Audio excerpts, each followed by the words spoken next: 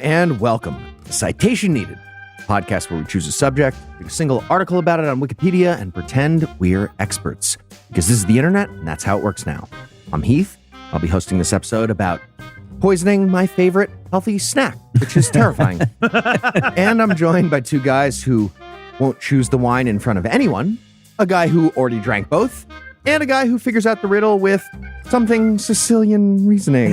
Eli, Noah, Tom, and Cecil. If it can't be Frappuccino'd, how delicious a beverage can it be, Heath? That's all I ask.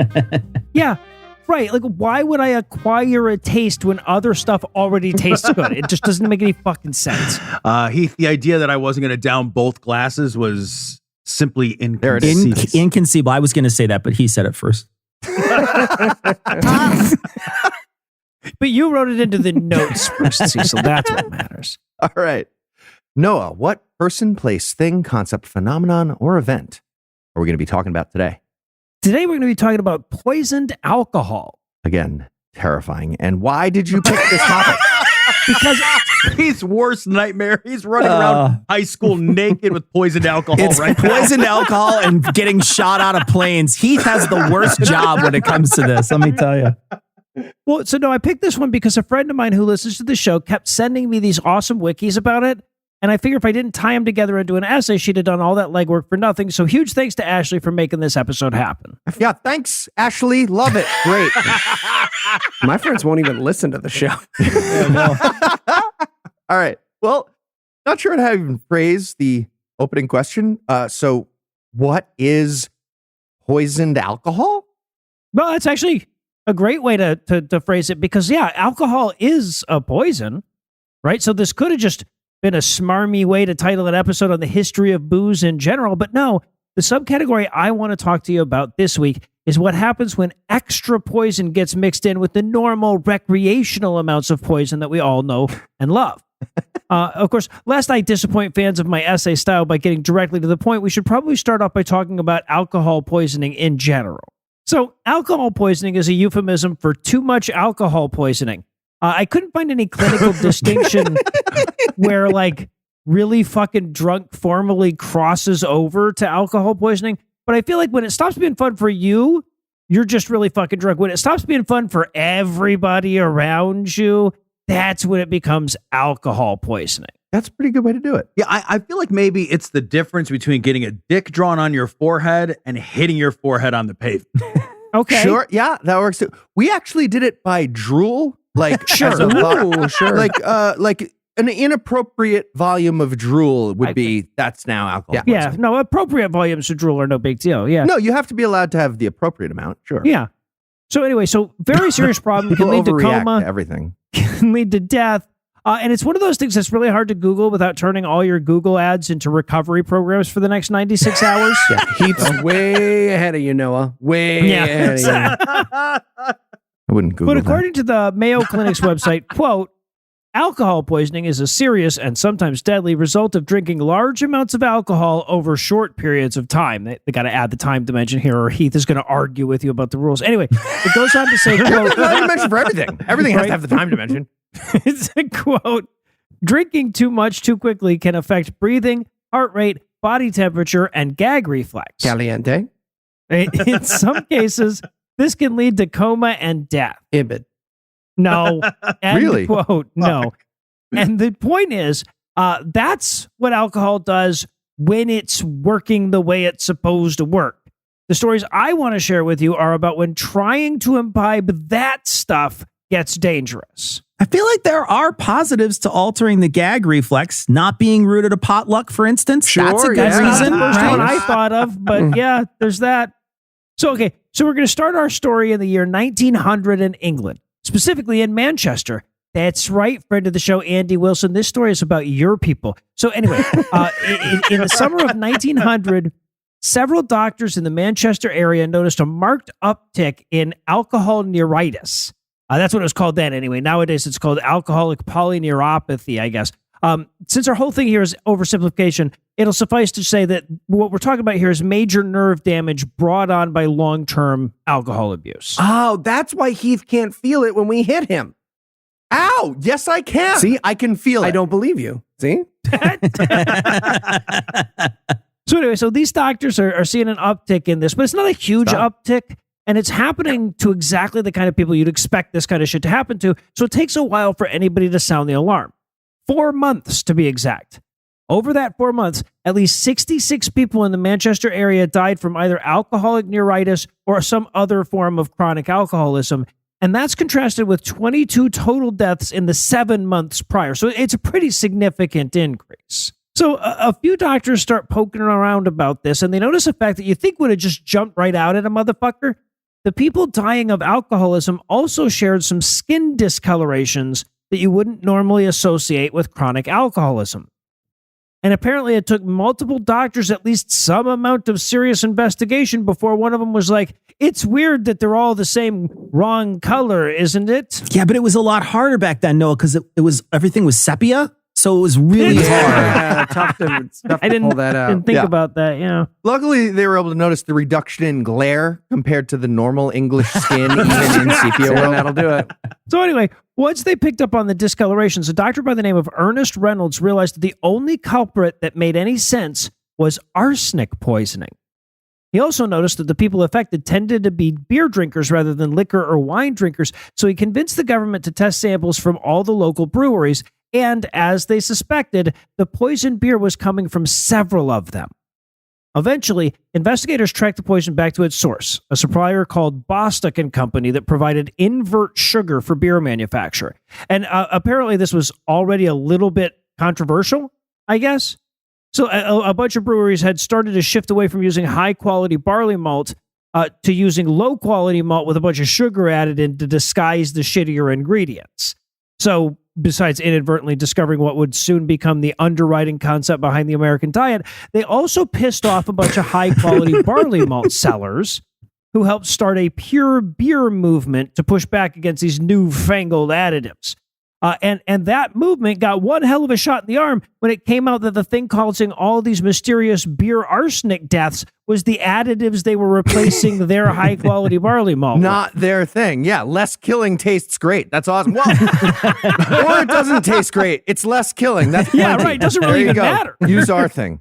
We've replaced their regular sugar with pure arsenic. Let's see if they notice. Son of a Now- bitch. You son of a bitch. Now, for their part, Bostock passed the buck on to one of their suppliers. So they were making this sugar through acid hydrolysis of starch. I don't want to go into all the details of what that means because then I'd have to learn what that means. But to do it, you need sulfuric acid, which Bostock got from a company called Nicholson and Sons. And normally, Nicholson and Sons would give them sulfuric acid that didn't also contain arsenic. But then, sure. suddenly and without warning, they started subbing in stuff that had arsenic in it without telling a fucking soul. So, needless to say, a bunch of victims of the poisoning sued Bostock and Company, and Bostock in turn sued Nicholson and Sons. Nicholson pointed out in court that Bostock never told them what they were doing with the sulfuric acid, and they argued that they would have given them What? arsenic-free stuff if they just asked for it. Bostock rebutted that when the fuck did anybody ever have to ask for the arsenic-free form of anything? Right? I feel like you just logically assume everything you buy is arsenic-free unless you're in the habit of buying arsenic. But what the fuck do I know? Because the judge sided with Nicholson and Sons. Hey, Yeah, can they we were- get an arsenic-free case of court? Just, Yeah, just to be right. clear, is that what we're Right. doing? Right? Yeah, so they eventually they were ordered to refund Bostock for all the sulfuric acid they sold that had arsenic in it, but they didn't have to pay any damage for, destroying their reputation and putting them out of business. Okay.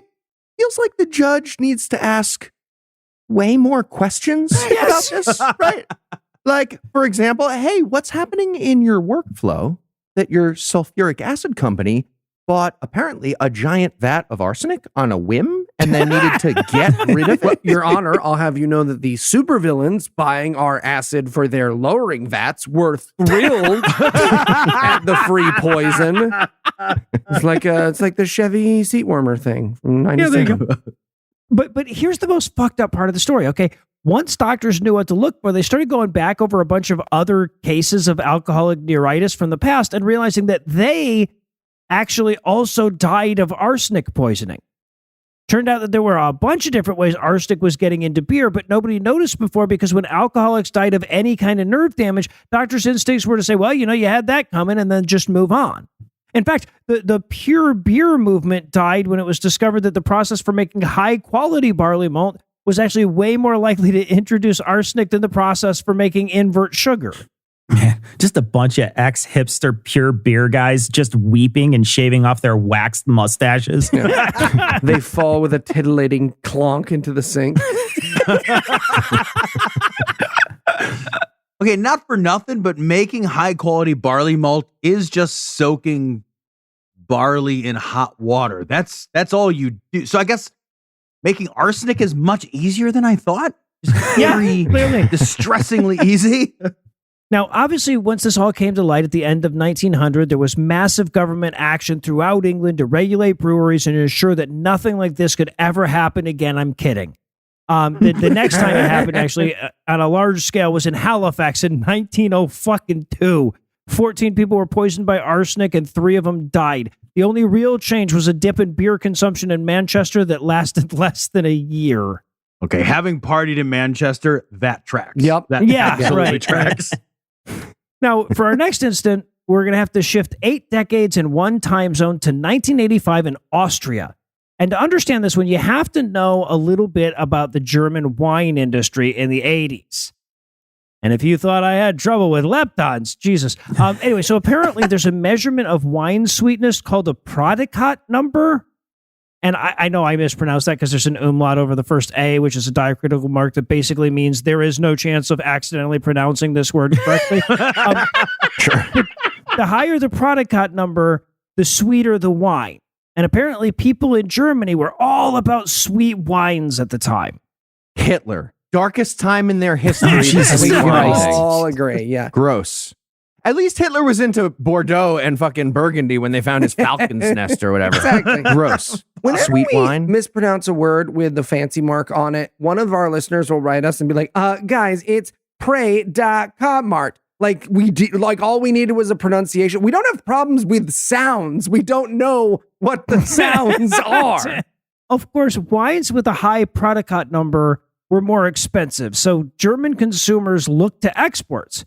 And I should say West German, because we're still a few years shy of the Berlin Wall's demise. And I don't think that East Germans of the day were worried about, how to get the highest Prodicot number in their white wines.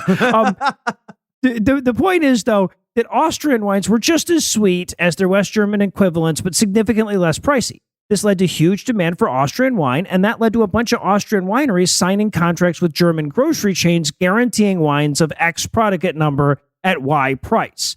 The thing is, though, is that the quality of wine is determined by a whole bunch of factors, many of which are outside of the winery's control, right? Shit like weather. So when a grape harvest in the early 80s just didn't go as well as they expected, the wine didn't reach the agreed upon Prodicot number. And you weren't allowed to just mix in sugar like it was bad Kool-Aid. Oh, no. Don't crash through anything, Tom. Damn it. So the wineries were left looking at, either huge financial losses or they had to find an illegal adulterant that would sweeten the wine without changing the flavor profile. So they found their adulterant, and they found it in antifreeze. Ooh. Yikes. Okay. So Germany was saying, well, actually, it was Austria, those deaths. I'm skeptical of that. We're going to mull it over while we take a quick break for some Wow. apropos of nothing.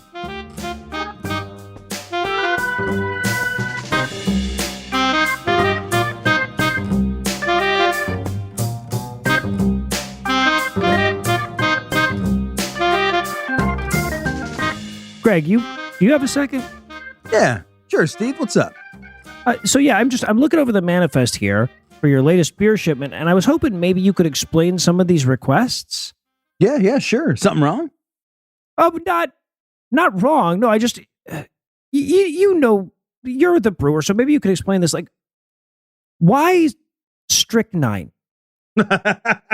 Oh, right. Yeah. I bet that one stuck out at you, didn't it? Huh? It sure did. There's a lot of it. So what is it for? Right. Yeah. No, yeah. The strychnine, it's for the cobras. Cobras. I'm sorry, the cobras? Yeah, like the snakes. Yeah, kills them right dead. But no, Right. I know what a cobra is. I just why does the brewing include cobras? Oh, right. Yeah. Oh, yeah. Well, they actually they form a layer over the hops from the lava. So I'm sorry, just- the lava. Oh, right. Yeah. No, it is expensive. It is the only way to melt the Terminator, though. You gotta understand that. I'm sorry. This is ridiculous. Terminators, lava. How hard could making beer be? You put some honey in some water or some shit, and you leave it there for a month, right? See, now that's the kind of thing that gets people killed. You know what? Never mind. Yeah, watch your foot, Cobra. Jesus Christ. Yeah, I told you.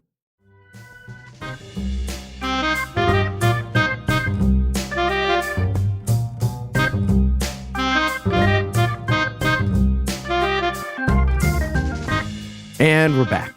When we left off, the Austrian wineries were brainstorming a sweetener, and some guy was like, Prestone? And they were like, lunch, great. Yes. What's next? Yep, that's it. So the adulterant the wineries ultimately landed on was diethylene glycol, or DEG, which is a spectacularly deadly chemical that had already caused thousands of deaths in the 50 years or so that had been in industrial use. Amongst its uses was as an antifreeze, which it sounds delicious, right? But the thing is, it took very little DEG to sweeten up a bottle of wine, less than 1/40th of what would be considered a lethal dose. I mean, long-term consumption of it can cause kidney, liver, and brain damage, even at super low doses. But who has time to worry that far into the future, right? I don't want to start the McDonald's coffee fight again, but how much can you complain that there's too much poison in your poison? Okay, you have to be allowed to get medium poison, Eli. You have to be allowed to get medium. Obviously. Yeah, Noah, real quick. I know you said that they weren't allowed to just use sugar to sweeten the wine, but like they weren't allowed to use antifreeze either. So, Right, yeah, but nobody was testing for antifreeze, as it turned out. Well, at the moment, anyway, I guess they do now.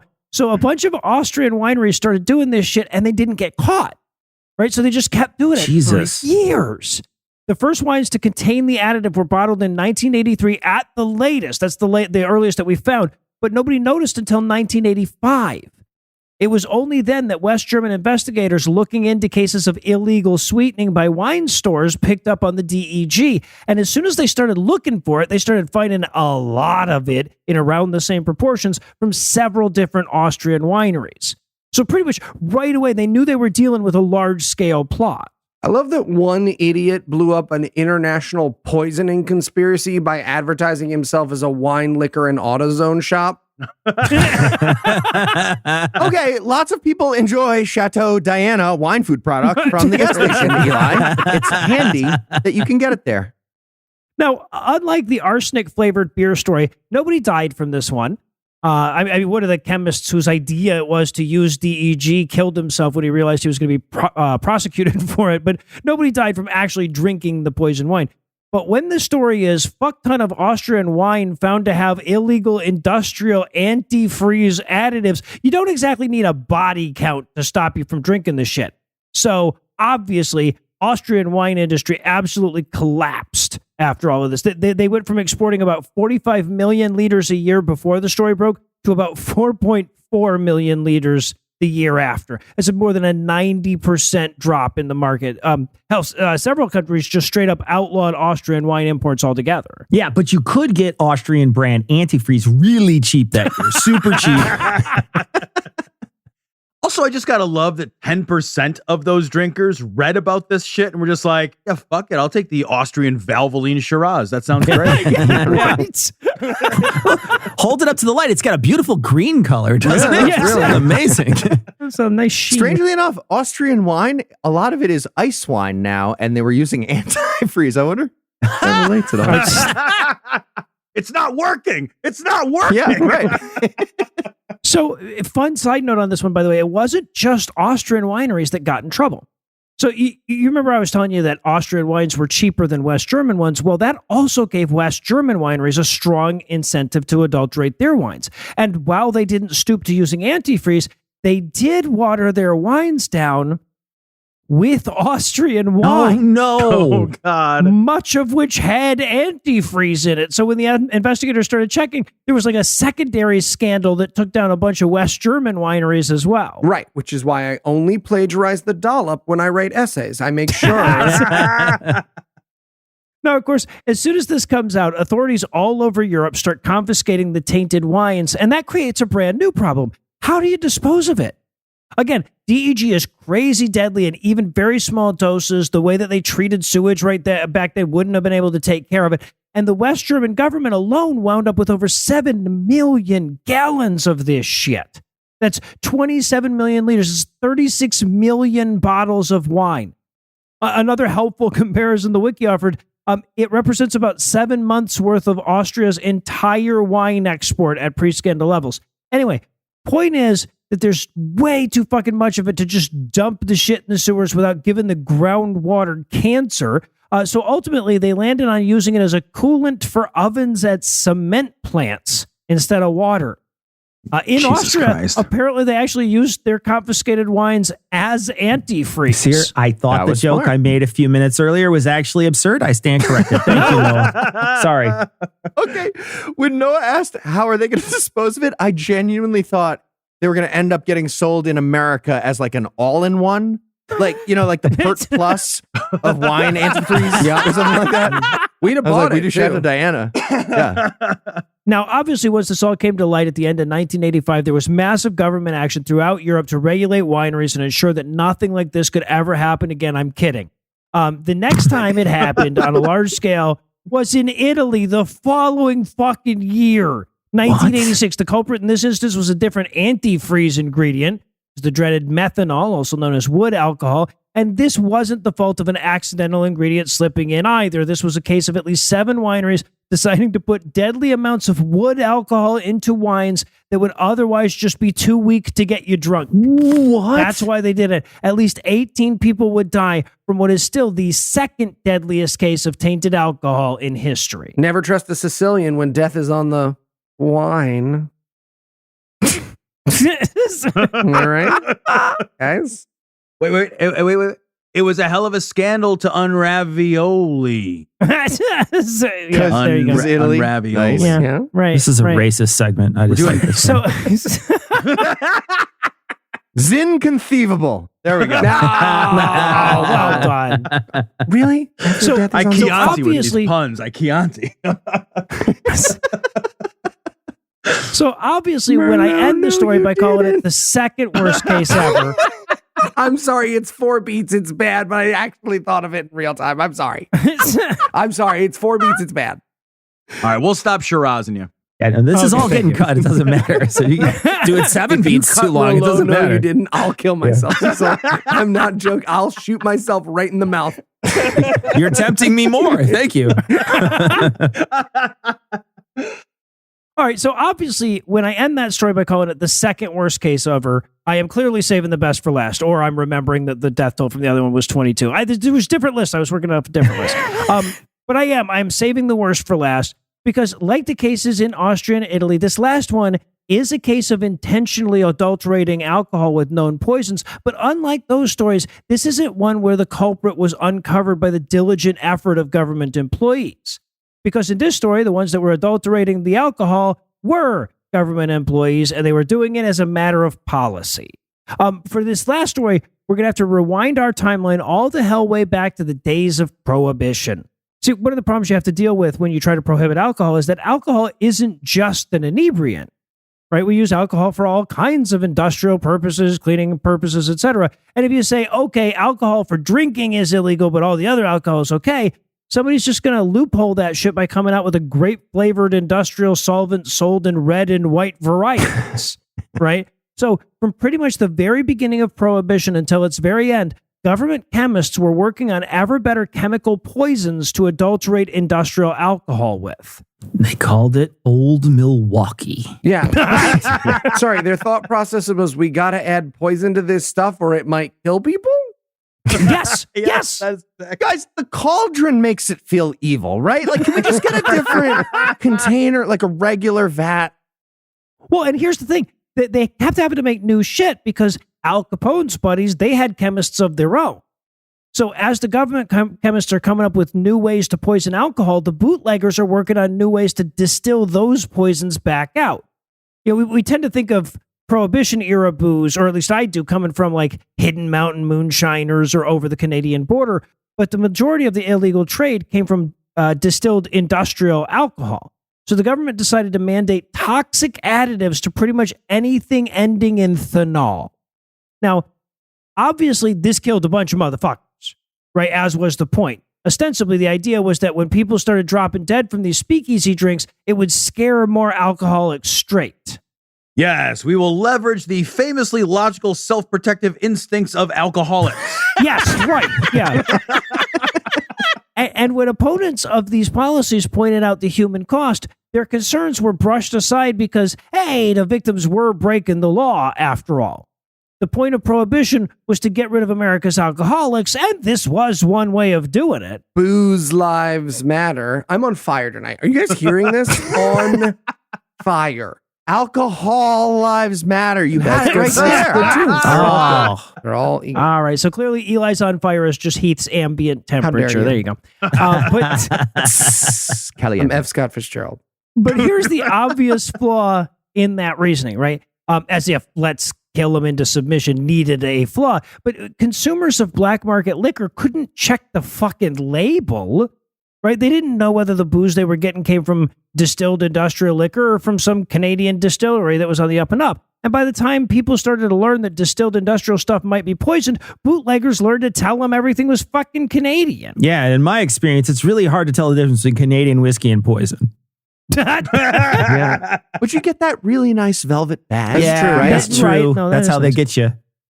Now, there is obviously no Crown way of Royal's knowing terrible. exactly. It is. It's awful. awful. Literally bad. poison. It's so bad. So there is obviously no way to know exactly how many people died from this poisoning the alcohol policy. Even the lowest estimates, though, put it well into the thousands. But it's hard to say who died from just, say, the quinine or the methyl alcohol that was added to the denatured alcohol, and who died from just the denatured alcohol in the first place. And even if you could tease out that specific number, it would pale in comparison to the number of additional people that were blinded or otherwise disabled by Jesus. this abhorrent policy. Now, obviously, once this all came to light, after Prohibition was repealed in 1933, there was massive government reform to make sure that nothing as vicious as this would ever happen again. I'm kidding. The next time it happened was in the 1970s when the U.S. government paid Mexican authorities to spray paraquat all over marijuana Jesus crops, even though they Christ. knew that the resulting contamination would obviously poison marijuana smokers. Did you get some of that, Noah? Did Okay. you and Lucinda ever get a bag? No, it's 1970s. I was born in 76. Oh, okay. Damn it. So maybe. Yeah. Also, paraquat, pretty sweet when shortened to QAT. I think it's a legit Scrabble word. And I think that's the origin and it's very useful. Anyway, if you had to summarize what you've learned in one sentence, what would it be? It's a 3-letter No, I'm Q. just proud No, of you for yeah, not those- rearranging any letters in this essay for no fucking reason. What I learned was one poison at a time, people. Come on. That's reasonable, but also no. Are you ready for the quiz? All right. Noah, did you hear? Yes, I'm ready for the Good. quiz. That's my question. I win. All right. Noah, did you hear the 2 good puns I already made in this episode? A, that's probably fine, right? B, mommy beerist? Is that anything? What? C, alcohol What? ghosts want booze. D, What are you doing? I'm done. It's definitely D. It's definitely D. That's Oh, correct. booze, Well, booze. I Got win. it. I got it now. I got it. Booze. All right, Noah. Booze. Nerd. Nobody's ever poisoned peanut butter or bread. Why is it only alcohol that gets poisoned? A, have you tasted alcohol? B, seriously, what would you add to Malort to make it worse? Nothing. C, Jägermeister is a real product. Mm-hmm. You gross. D, also absinthe. That is Gross. real. E, don't forget Long Island iced tea. And F, unlike everyone who drinks Long Island iced tea. Secret answer G. I will probably have a poison bread episode sometime in the future. You'd be amazed at how many amazing stories I wound up with there. You loaf to hear it. Sure. Okay. What? Hello, Knock it that was off. good. Thank you. That was actually Yeah, good. no, I'm a punster now. That's my thing. No, you're F. Scott Fitzgerald of Famous puns. punster. That's I've what they said that- say. I've said that for a long time. No, Noah, like I used to which have of a these thing I was good titles Cecil's done. He's is just not going about forward. poisoning Dead and an alcoholic drink? Okay, movie titles here. A. Shirley Temple of Doom. B. Aaron Bakovich. Or C. That's excellent. That Because is. it's poison drink stuff. The Yeah. name of the rosé. Rosé. All right, there's some good shit there, but I think the answer is A. Shirley Temple of Doom. Right, because it's non-alcoholic. It's a virgin drink. You're right. You won. Are you sure it wasn't Good B? one. It's a good one. I feel like it's Aaron probably B. Bakovich? Yeah, but there's an actual answer to this one. Cecil, you win anyway. Then I mean B then. Yeah, well, Yeah, somebody 'cause meant Aaron B, Bakovich is so on. Cecil, I you've think won somehow. Tom wins somehow too. So Tom's going to write an essay. All right. For Cecil, Noah, Eli, and Tom, I'm Heath. Thank you for hanging out with us today. We'll be back next week, and Tom will be an expert on something else. Between now and then, you can check out Cognitive Dissonance, God Awful Movies, The Scathing Atheist, The Skeptocrat, D&D Minus, Season Liberally, and Dear Old Dads. And if you'd like to join the ranks of our beloved supporters, you can make a per-episode donation at patreon.com/citationpod. And if you'd like to get in touch with us, listen to past episodes, connect with us on social media, or take a look at show notes, check out citationpod.com.